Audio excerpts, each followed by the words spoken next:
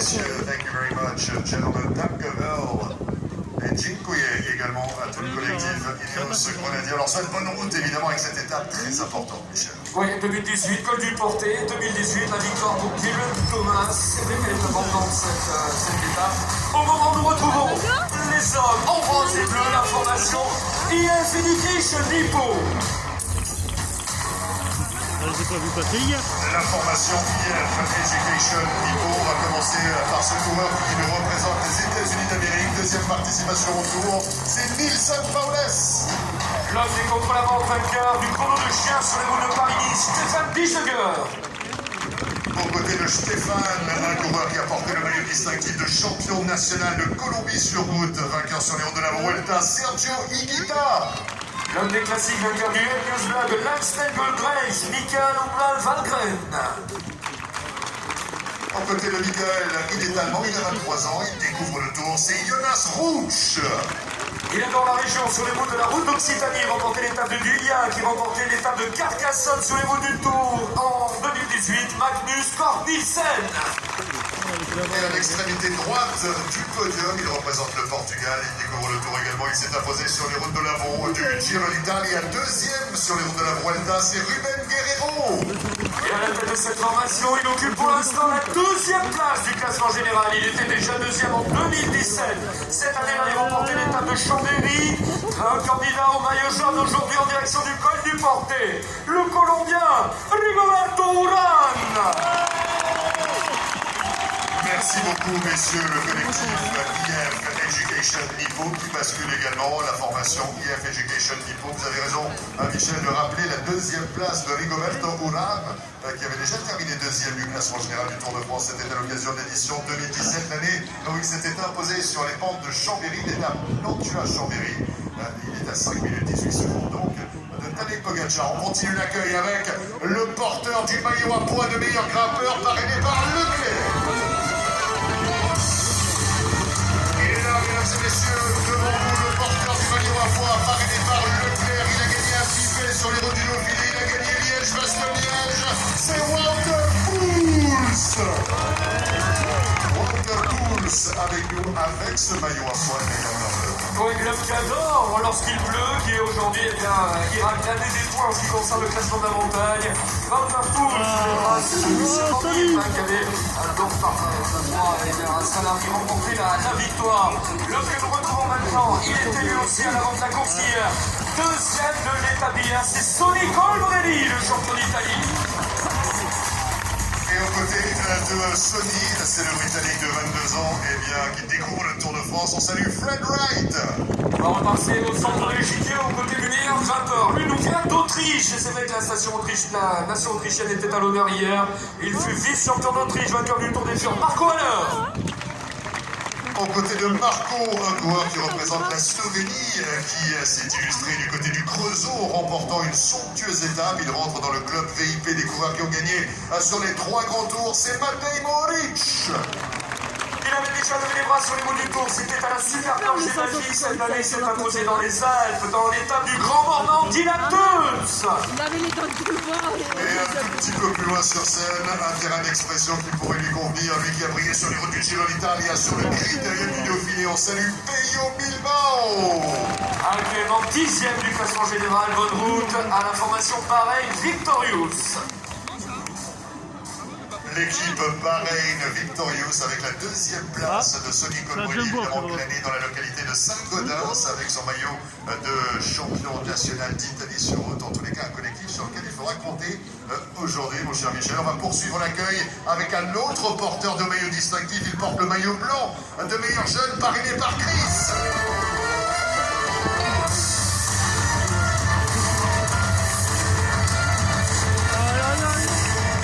Le maillot blanc de meilleur jeune, parrainé par Chris, mesdames et messieurs, représente le Danemark pour la formation Jumbo-Visma, c'est Jonas Vingegaard. La révélation du Tour de France 2021, actuellement 3e du classement général, maillot blanc sur les épaules. On l'a vu attaquer dans l'étape du Ventoux. Attaquera-t-il aujourd'hui dans l'étape du col du Portet? Essaiera-t-il de se rapprocher du maillot jaune? Dans tous les cas, on va retrouver à ses côtés un homme qui a déjà terminé 5e du Tour. L'année du col du Portet, c'était en en 2018. Troisième il y a 2 ans, Steven Kruiswijk. Un petit peu plus loin sur scène, un coureur qui a porté le maillot jaune sur les routes du Tour de France. Il a gagné l'étape de Bruxelles à l'occasion du grand départ 2019. C'est Mike Madison. Il avait déjà 3 succès au compteur et cette année, il s'est imposé dans l'étape mythique, celle du Ventoux en direction de Malocène. Ancien vainqueur de Milan-San Remo, de l'Amstel Gold Race. Il a cette année 6 victoires au compteur, le champion de Belgique, Van der Mark. Et aux côtés du champion national de Belgique, un coureur qui représente les États-Unis d'Amérique, il a gagné sur les routes du Dauphiné, sur les routes de la Vuelta et désormais sur les routes du Tour de France du côté d'Andorre-la-Vieille, c'est Sepp Kuss. Sepp Kuss, le champion américain, vainqueur du côté de la plus haute capitale d'Europe, Andorre-la-Vieille. Nous retrouvons également donc Van der Mark. Merci messieurs.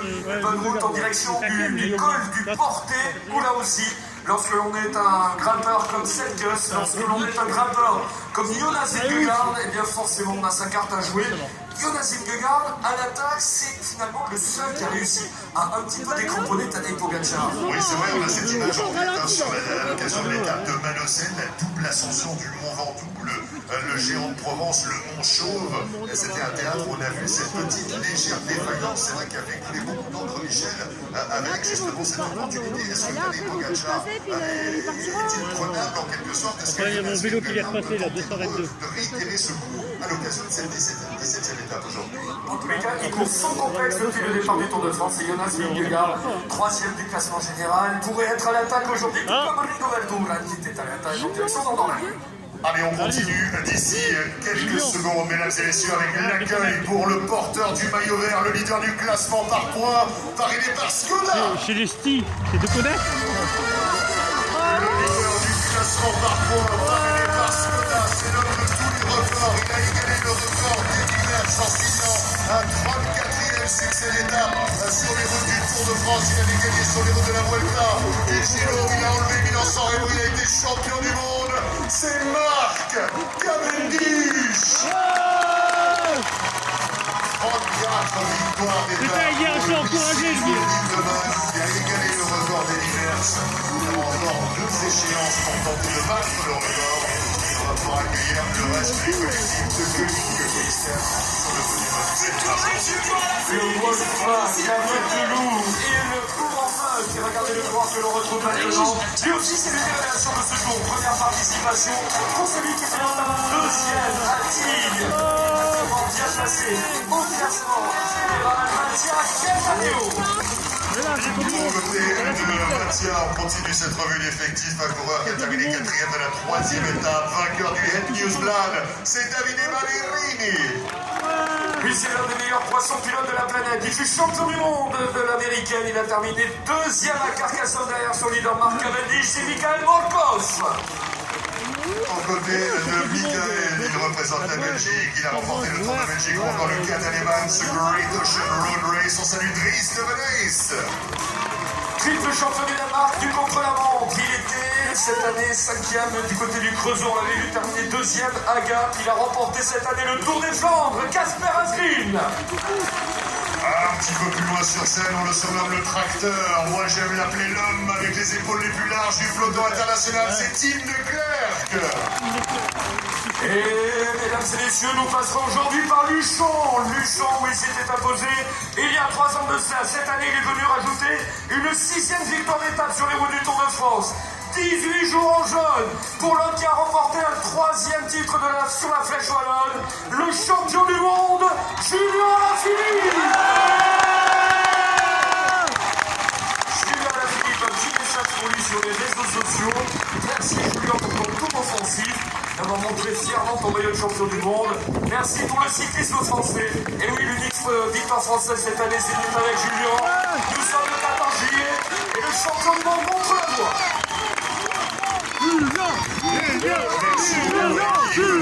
Une formation remplie d'étoiles, l'équipe de tous les records, avec naturellement Mark Cavendish qui a rendez-vous avec l'histoire d'ici quelques jours pour tenter d'être le seul coureur qui aura franchi la barre des 35 victoires d'étape. Pour l'instant, il en a 34 dans sa besace. C'est peut-être qu'une question de temps, nous aurons la réponse à cette interrogation-là d'ici quelques jours, mais il reste encore des coureurs à accueillir. Il y en a plusieurs Moi, qui je sont le fais, abrités hein. d'ailleurs sous les tentes de nos amis de chez Vitel et de chez Lemon Sport. Oui, exactement. Et c'est vrai que, bien, à raison, vous parlez de Mark Cavendish, parce qu'aujourd'hui, quand on est sprinter, eh bien, il faudra rentrer dans les délais. Ce sera l'objectif pour Mark Cavendish, pour bien, tous les rois du sprint, André Greipel notamment, qu'on a vu tout à l'heure, Keith Ball, Philipsen et tous ceux qui regardaient les étapes de Libourg notamment, et des Champs-Élysées. Mais aujourd'hui, place au roi de la montagne avec ses 3 ascensions successives, Pays de Sourde, col Laurent Azé et le col du Portet. On rappelle que c'est la même physionomie que l'étape de 2018 en ce qui concerne les 65 derniers kilomètres. Oui, exactement, vous avez raison de le rappeler, mon cher Michel, et on a envie d'accueillir dans quelques instants un autre porteur de maillot distinctif. Alors attendez, qui est-ce qu'on a eu? On a eu le maillot blanc, on a eu le maillot à pois, nous avons eu le maillot vert, mais il manque encore bien évidemment le maillot jaune, la tunique la plus convoitée du cyclisme professionnel.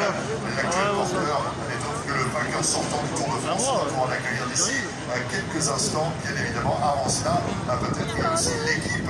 On retrouve le champion d'Autriche sur route qui s'était imposé à l'occasion de l'étape d'hier. On va justement en profiter pour voir il y a quelques images du podium protocolaire hier. Tadej Pogačar, régnier suprême, là aussi, avec un costume de jaune vêtu. L'an passé, on rappelle, il avait renversé le classement général à l'occasion du dernier contre-la-montre individuel.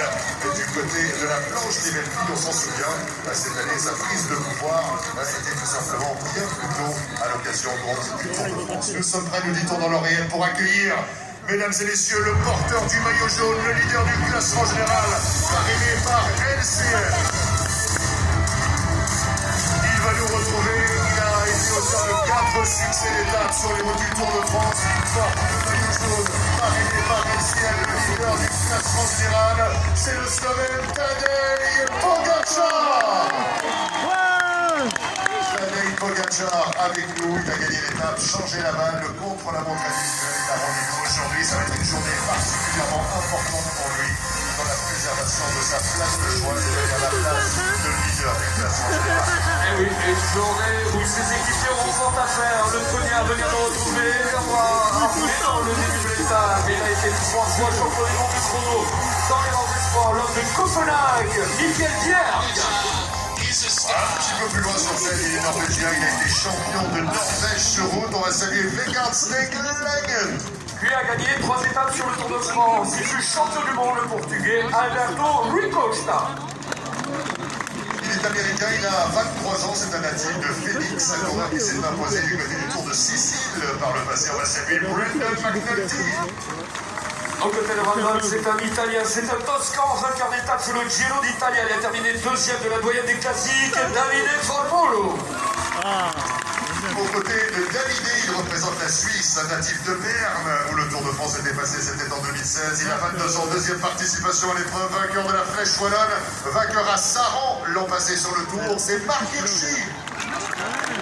Et aux côtés de Marc, les Pyrénées lui rappellent de bons souvenirs, évidemment pour celui qui avait remporté l'étape de Cauterets en 2015, mais surtout il avait remporté l'étape de Saint-Lary. L'an année c'était en 2014, triple vainqueur d'étape sur le Tour, 2 fois meilleur grimpeur, Rafał Majka.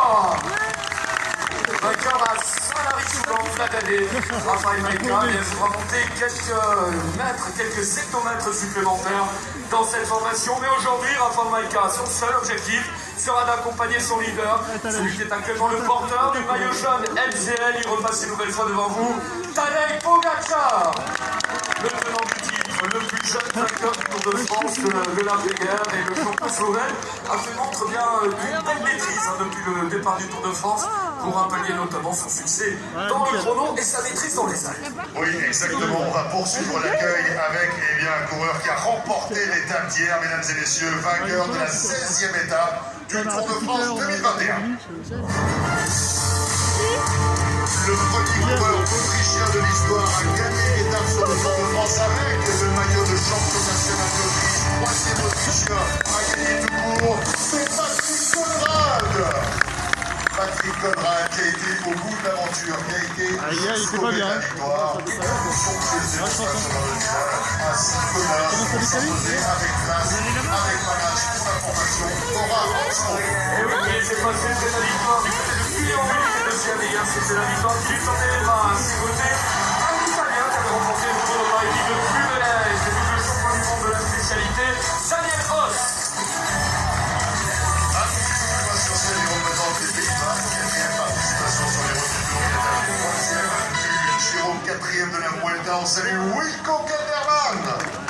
sa découverte du Tour de France, et bien il est parti à l'attaque très tôt lors des étapes bretonnes. Il a porté le maillot à poids de meilleur grimpeur, Ide Schelling.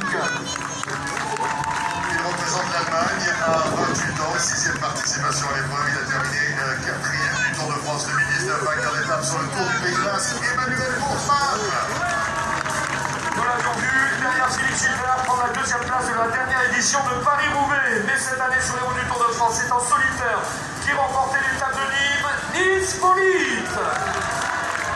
Et à votre droite, lui aussi est autrichien. Il a 29 ans, une 4e participation à l'épreuve. Il a gagné sur les routes du Dauphiné. Il avait porté le maillot jaune il y a quelques semaines, vainqueur sur le Giro d'Italie, Lucas Föstelberger.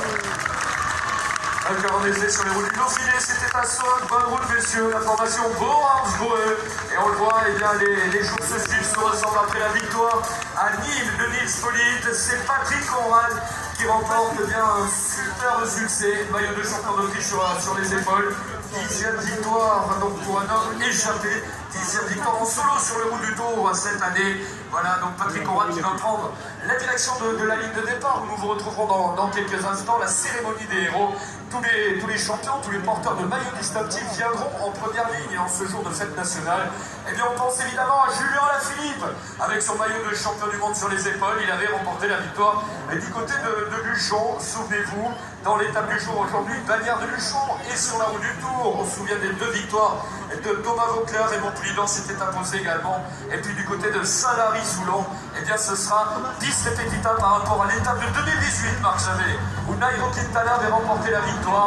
2e passage du Tour de France au sommet bien des Pyrénées françaises, le col le plus haut des Pyrénées françaises à plus de 2200 mètres d'altitude. Saint-Lary-Soulan, le plat d'année, c'est également la terre des succès de Lucien Van Impe à la reprise, de Zoetemelk, de Raymond Poulidor qui réalisait un authentique exploit à 38 ans, en 1974, il s'imposait. Et puis on se souvient de Rafał Majka, dont on a parlé à l'instant, qui en 2014 remportait la victoire. Marc Javet, nous sommes aujourd'hui le 14 juillet, jour de fête nationale. Qu'en sera-t-il? Est-ce qu'un coureur français peut s'imposer? On va vous retrouver dans quelques instants. Nous sommes à 9 minutes du départ, juste le temps pour vous de retrouver la ligne de départ, de faire cette célèbre remontée du peloton.